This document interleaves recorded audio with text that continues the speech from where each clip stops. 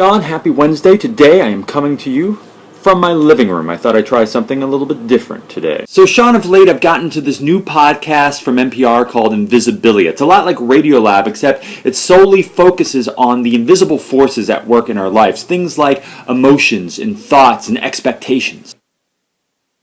And a lot of their stories deal with the way that these forces impact us without us even realizing it. And all this has got me thinking about freedom, free will, and individuality and their perception versus their reality. You know, as a human being, and especially as an American, I love the idea of my personal liberty, that stopping short of directly hurting anyone, I should be able to do pretty much whatever I want to do and be whomever I really want to be. As an artist or writer, I like the Howard Workian idea that my work is a product of my own creativity, intellect, and labor. Therefore, in a way of me alone. I made this. I did this. But there's part of me that thinks that that is total hogwash, and that it's important as members of a collective to acknowledge that there is little that we do that isn't influenced by or impactful on other people. This does not mean I believe in the abdication of agency or responsibility. Credit and blame are very real and need to be assigned. I just think that the reality is complicated. Of course, this all got me thinking about contagious diseases. You know what's contagious? My dance moves. They're just plain sick.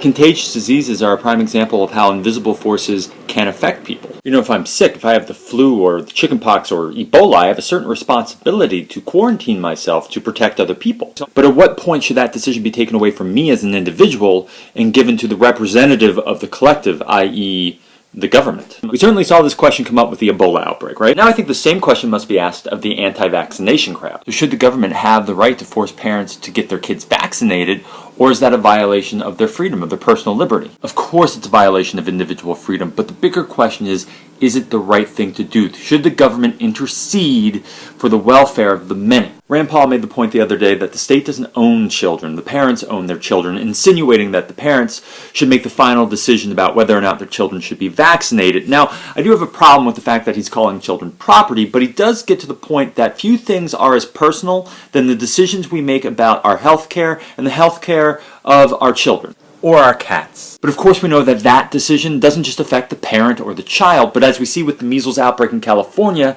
it can affect many people. As it stands today, all 50 states require parents to have their children vaccinated before they enter school. However, all but 2 of those states offer exemptions based on religious or philosophical objections, and more people are opting out. The consequences are what we're seeing in California. Now you may be saying it's just the measles, you get a little itchy, you get a little fevery, you stay home from school, no big deal. Measles can be deadly in 1 or 2 in every 1,000 cases.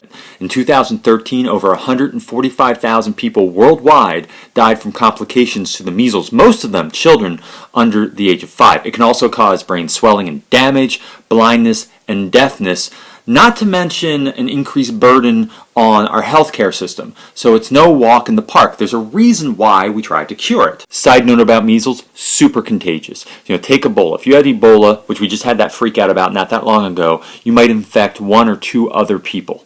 If you have measles, you could infect up to 18 other people. Okay, so measles still not big, bad, and scary enough for you. How about another disease, a worse disease? How about polio? A disease that the world once had on the verge of eradication is now making somewhat of a comeback, in part because in pockets of certain countries like Pakistan and Nigeria, people erroneously believed that as part of a Western conspiracy, the vaccine was causing sterility. In some places, public and religious figures called for a boycott of the vaccine, and as a result, we're not just seeing an uptick in polio in those particular countries, but due to the ease of international travel, we're seeing it pop up in places it literally hasn't been for years. In fact, in 2014, the World Health Organization, so worried about polio's comeback, put travel restrictions on this country, basically saying no one can leave unless they can prove they've received the polio vaccination. Basically saying to these countries, you have an obligation to the rest of the world to keep this disease from spreading. All I'm trying to say is that freedom comes with a hefty dose of responsibility that extends beyond ourselves, beyond our